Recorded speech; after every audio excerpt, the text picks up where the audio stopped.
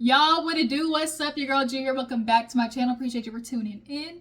We're gonna get into the collective, y'all. Belle Collective. This was actually kind of a pretty decent episode. They gave us a little bit more to talk about, so let's go ahead and get into it. Let's not waste no time. If you're good, if you're new to my channel, appreciate you for tuning in. Go ahead and hit that subscribe button because it is what? Free 99. It ain't gonna touch your bank account. It ain't gonna touch your Cashapp. It ain't gonna touch Nathaniel. All right, so hit that subscribe button if you are new. Everybody else who's a part of the Juice Box crew, you already know what to do. Drop down in the comments. Let me know that you stopped by and hit that thumbs up button. It would be very much appreciated. It helps your girl's channel. And if y'all want the Juice Box crew to draw, dang, I cannot talk today.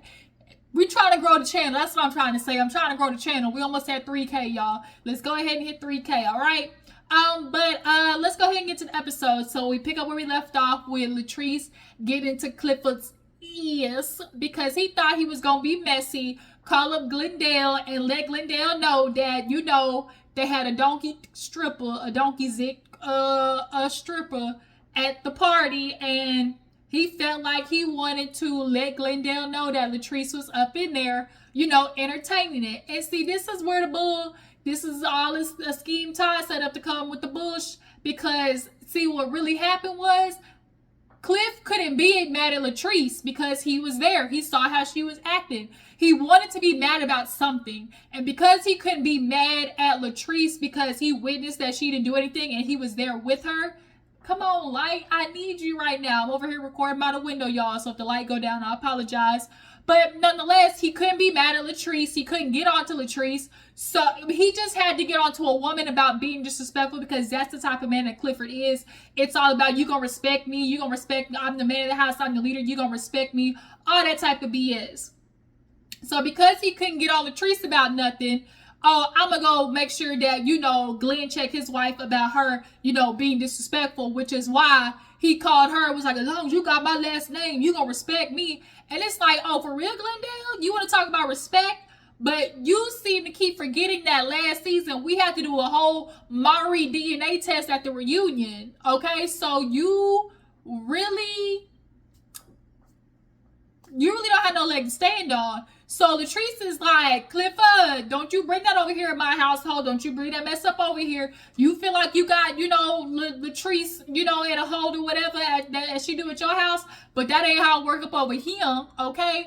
Don't do me. And now Clifford talking about, oh, you know, you in there, you know, Glendale, he deserve a wife. You know, he deserve a wife that's going to respect him and you know, and treat him right.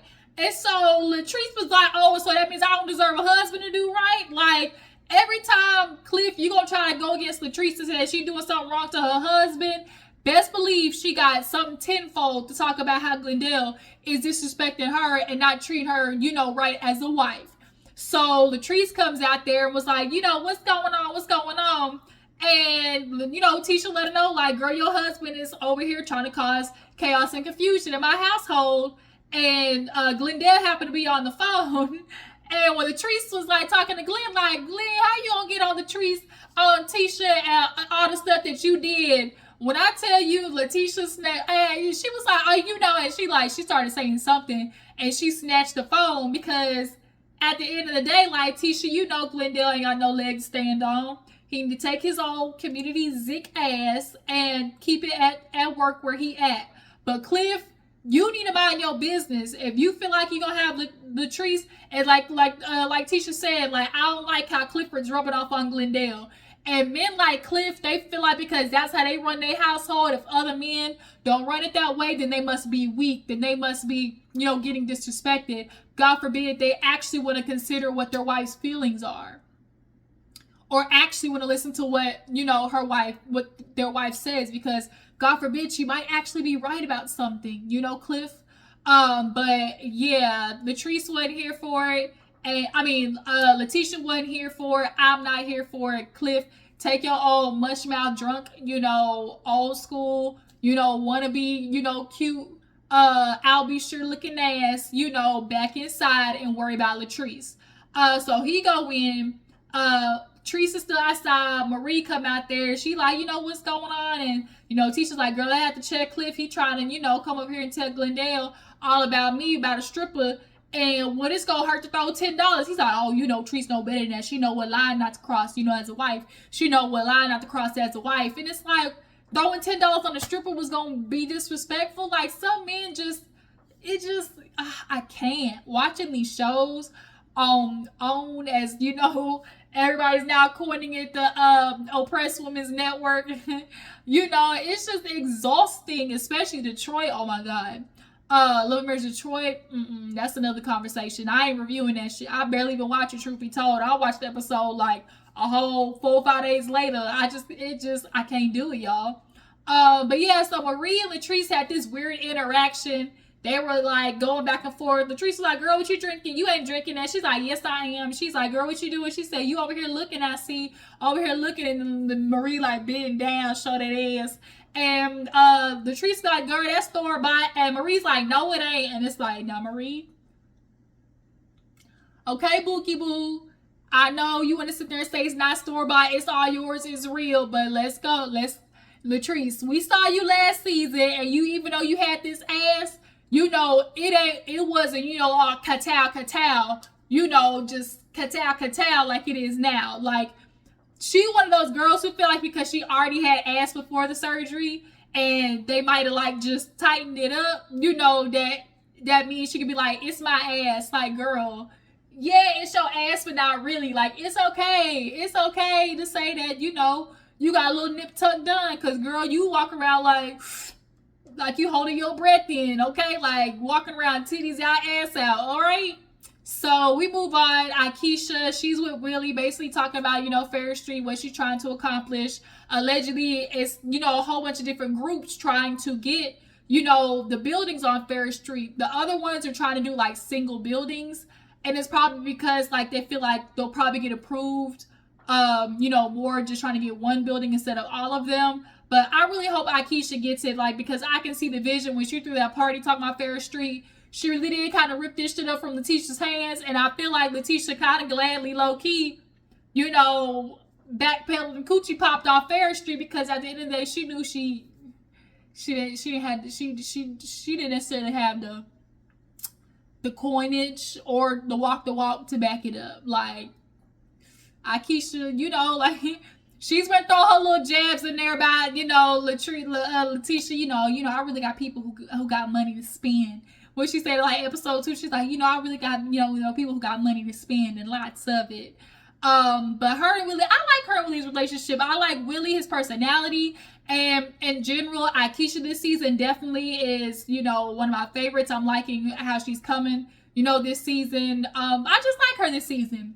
But yeah, they were just sitting there talking about Farish Street, throwing a party. Her sisters come over who are very much older than her, like almost 20 years older than her, and basically she's letting them know she's having the Holly day because her main name is Holly. So she usually throws it, for family and stuff, but now she's opening up, to kind of like Farish Street, because she wants everybody to come around, to the block and see what she's trying to accomplish, which is cool. And so she starts letting her sisters know about, being introduced to the group and everything, and how she's kind of like, with Tambra, because she's like, yeah, Tambra's the one who introduced me to the group, but at the same time, she was kind of like low-key sneak dissing me and throwing me under the bus to these ladies. And it's just like, it's not that I'm hurt, it's just kind of like, damn, like, okay, like, this how you really feel about me? And so,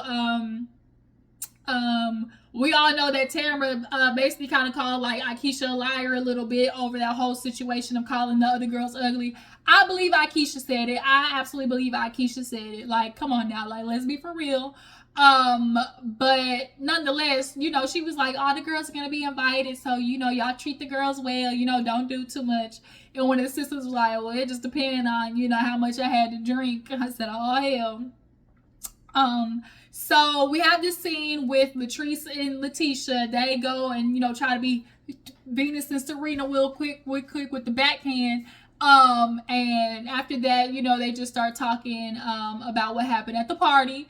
And Latrice kind of looked at Letitia like, girl, what was your husband doing? Like, he over here trying to cause, wreckage in my household. Like, what? We cannot be doing that. And Latrice, I get it, ladies who are married. Y'all want to up front be like, my man, my man, my man. I'm gonna stick beside him. But sometimes it is okay just to be like, you know, girl, he effed up. You know, we talked about it. I didn't agree with him. So Latrice was like, girl, like, you know, for him to call Glendale like that, like, just wasn't cool. And she's like, well, you know, my husband, you know, him and Glendale, you know, they like brothers. So if he want to tell him something, you know, like, I just know that's how he's going to feel, you know, because they close like that. And so she was like, and like, he being close like that, but just because like that's how he is in your household, that don't mean like he gonna try to like push that over, you know, in my house. Like, that's messed up. And so Latisha just straight up asked Latrice, like, so you don't think he did nothing wrong? And Latrice hit it with the girl, you know, potato, you know, that's my husband, and you know, I'm gonna stick with him. And so Latisha was like, girl, okay, like, all right, I get it, that's your husband. And she's like, I guess Glendale was right, you know, the Cliff got to, you know, respectful, honey, you real respectful. Basically, she was like, Cliff got you in check. Like, at the end of the day, looked like Cliff got you in check. And it's like, he kind of do. Like, Latrice, I think a lot of times just doesn't want the confrontation with Cliff. So she avoids it. Like, she avoids the conflict with him. Even though she know he gonna be messed up, he wrong about something, you know, she just doesn't want to, you know, put up the fight. Because first of all, Cliff doesn't care about her feelings. He doesn't care about her input. We all know the type of man that he is. Nor does he care how his decisions affect her. And that's just, you know, true tea. And so he automatically is going to feel like anybody who says anything against him, you know, they the enemy. Because remember, that's what he did with Josh. When Josh had his opinion and she went out to, you know, to the club just to drink and have a good time, he told me, oh, you out there with the enemy. You know, you out there, you know, fraternizing with the enemy. So she automatically knows that if Cliff feels a certain way about somebody, he's going to want her to feel the same way.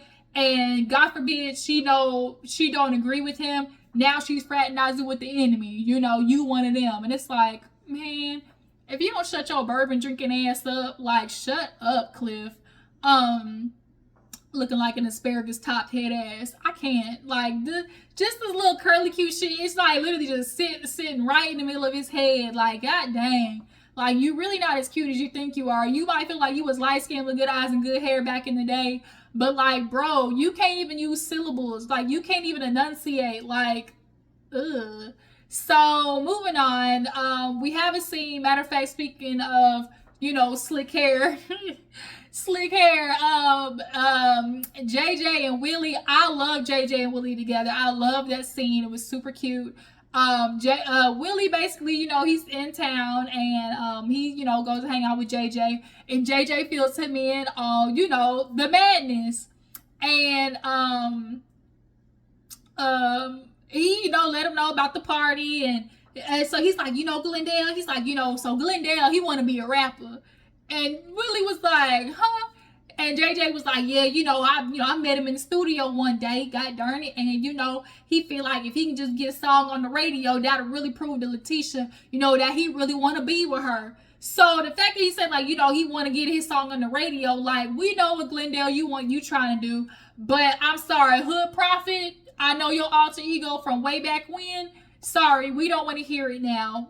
You're like, niggas who want to, like, try to pick up their life, you know, in their 40s and 50s, like, y'all really need to let that shit go. Especially when it comes to rapping. Like, especially. And Latisha, we matter of fact, we need you to come to the front. Come to the front, Latisha. We sick and tired of the BS that you and Glendale is giving us, because at the end of the day, we know you with him. We know you're not leaving him. And so you keep giving us this fake ass shit, like, on this show right now. And we see it. Like, your slip is showing. Basically is what's happening. Latisha, your slip is showing.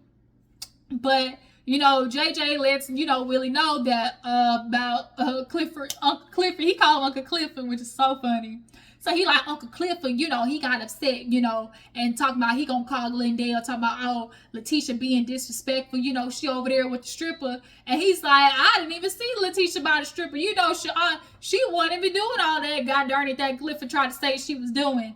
And so Willie was like, what about Aikisha? He said, man, Aikisha was over to the side, god darn it.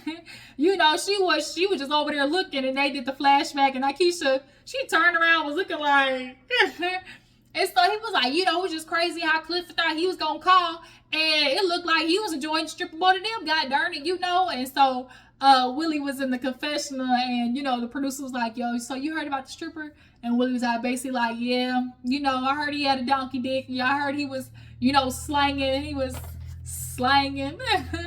You know, 15 inches is a little bit too much, y'all. I mean, when you really, like, big zigs, like, only, they don't work for the long run, because it's like your insides, you know, you don't always want your insides rearranged. Like, sometimes it feels good, a nice little, you know, medium, as they say, the boyfriend dick, you know. The boyfriend dick is like the guy who's like the mid-size, but he know how to work it though. You know, a nice little 7.5, you know, with some girth. Like, we can do that. But 15 inches, oh no, keep it. I don't want 15 inches. I don't want 12. I don't even want 9. Like, you know, I feel like 7.5 is real cute with some girth. Like, you can do some if you know what to do. And you know position to have, okay, yeah, all right. But yeah, 15 inches, you can keep it. But yeah, this scene with Willie and JJ was super cute. I want to see them a lot more. And so, you know, Willie, he's like, you know, JJ, he's a cool dude. You know, he got a good heart, and you know, he's just really nice, like, and you know, cool to hang out with. And JJ got darn and said he ain't with Uncle Clifford, and he been calling Uncle Clifford out, you know, this season too, talking about, you know, he just be, you know, he be drinking, he want everybody else to be miserable like him, you know, he feel like he gonna have Latrice in check, but you know, we see how he running his household and all that type of stuff. Like JJ, he calling Cliff out, and so I'm wondering how this reunion's gonna go after Cliff sees how JJ kind of throwing them little slugs in there. So we get to the last scene. Everybody showed up to holidays, and who showed up first? We actually saw Melanie. Y'all, we need to see Melanie more. Y'all drop down in the comments. Do y'all want to see Melanie more? I feel like I want to see her more on this show. I like her vibe, her energy, but she's stacked like a stallion. Like, I want to see more of her. But who showed up first? So Tamra, you know, Tamra showed. Oh shit, I forgot about Tamra and Tisha. Basically, Tamra and Tisha meet up. Tisha wants to apologize for meeting the dude, meeting that old past ass nuclear, and Tamra was like, how am I supposed to be friends with y'all and y'all doing shit like this? And Tisha apologized. Girl, you done left Marie out there hanging, boy, didn't she? The Tisha said, let me hurry up and apologize. Girl, you still messy. You still, you know, Tisha, people could start to look at you a little with that good eye, because at the end of the day, you apologizing, but you still did the shit. So, like, it's giving real sneaky based. But she was like, you know, it's just kind of hard, Tamara, because, you know, we've known you, but, you know, you don't really tell us anything. Like, we don't know nothing about you. And she was like, all y'all got to do is ask. And so she's like, okay, you still with Demond? She like, yeah. She's like, oh, so you live with Demond too? And she was like, girl, yes. She said, girl, you pregnant? And Tamara said, what? Y'all know word around town is Tamara is pregnant, y'all. Tamara was like, what? She didn't really answer the question. So it's like, Tamara, did you do the IVF with Demond? Like, what did you do? I hope not, because Demond, that nigga trash. Greedy, he trash, period. Maybe it's with old dude, her PR manager or whatever dude. Maybe it's him. Maybe they low-key, y'all, you know, do a little canoodling. Yeah, the last scene, Tamara shows up. Everybody's showing up. Marie showed up, and Latrice being messed up. Marie showed up looking like New Year's. So everybody just sitting there talking. They talking to Melanie. She got her titties done. She got them reduced. Girl, unless you're a woman with breastises, with chesticles, you don't understand the struggle of having, you know, being heavy up top. That shit can get exhausting. Finding a bra is exhausting. Like, bra shopping is just, it's too much. Trying to find the right bra that can hold you up and, you know, still be comfortable. It's a lot, you know. The big chesticle girls understand. But, you know, the titties was tittying with Melanie, okay? All the ladies was sitting there chit-chatting and everything. and they were waiting on Tisha to get there. So in the meantime, they're talking about Farish Street, and Aikisha brings her mom up there. And I really am excited because at the end of the day, black people, we got to start getting together and moving. The white people is colonizing. Why are we not moving? We need to start buying, empty buildings. We need to start buying land. Like, really, land is the cash cow for black people. Land and buying these buildings. And we need to start creating our own communities. We need to start creating our own towns, electing our own officials. That's really the way that we're going to win. So I really hope Farish Street goes, really well. But after that, Tisha showed up late. So Aikisha's like, girl, you gonna have to get you a to-go plate. But Tisha comes in, and she was like saying hi to everybody. And, Cliff was right there. She said, I don't know about you, Cliff, or whatever. And Cliff was like, don't fuck with me. You know how he be mush mouth. Don't fuck with me. And Tisha was like, what he say? Marie was like, he said, don't fuck with me. Marie was being messy. He said, don't fuck with me. So he started walking off. He said, you don't fuck with me. You know what it is. I said the truth. And so he walked away. And Tisha was like, if anybody should be upset, it really should be me. And she absolutely is right. If anybody should be upset, it should be her, because you jumped into her marriage. And so Aikisha was like, hold on, what happened? And so everybody explained to Aikisha, like, girl, at the party, tell me why Uncle Clifford tried to call Glenn, saying that, Tisha was being disrespectful and she was all on the stripper. And Aikisha was like, Tisha wasn't even on him. And so Aikisha was like, she was like, look at me defending Tisha. The fact that Aikisha was defending Tisha says a lot. Like, you really tried to paint this picture like she was just all up on him like Marie was, because Marie was getting that ass clapped at the party, okay? But yeah, like, he just needed somebody to be upset with. He needed a woman to be upset with, because he couldn't be mad at Latrice and felt like, I need to check her for being disrespectful, the only person he could do it to was Tisha, because he's using the excuse of being close with Glendale for why he, needed to tell him. And it's like, man, you and the horse you rode in on, Cliff, and kick rocks with open-toe shoes, period. So Latrice, she saw that things were starting to pop off, so she come and say bye to everybody, and she gave a hug to Marie and whatever. Trice's outfit was cute, though. And she's like, bye, everybody. She was leaving because she knew Clifford was about to start some shit, and so she was like, I ain't trying to get in none. I ain't won't start one, won't be none. So Trice headed out early because she could tell Clifford was on one, probably drunk as a skunk as usual, because his ass do nothing but drink. He like them old ass niggas who do nothing but drink all day, just sip, sip, sip. And that's kind of where the episode ended, you guys. So Belle Collective, tell me what you feel about this episode. Tell me how you feel about the season. What do you guys think about Cliff calling up Glendale? What do you guys feel about him and Trice's relationship? Marie trying to, they live in a glass house, she trying to find a daddy and Cliff. I said, damn, Marie, like, she really is after Trice this season, ain't she? But there's a little bit of truth. Like, people are starting to see you looking real unhappy, Trice. Like, and I know you said, like, everybody's marriage ain't perfect, but there's a difference between a marriage ain't being perfect and knowing that watching a woman suffer and you can see behind her eyes. And everybody's seen it behind your eyes, Trice, point blank, period. And I know you're trying to hide it, but you're not doing a good job. But I appreciate y'all for tuning in. Follow my Instagram and Twitter, and I will catch you later.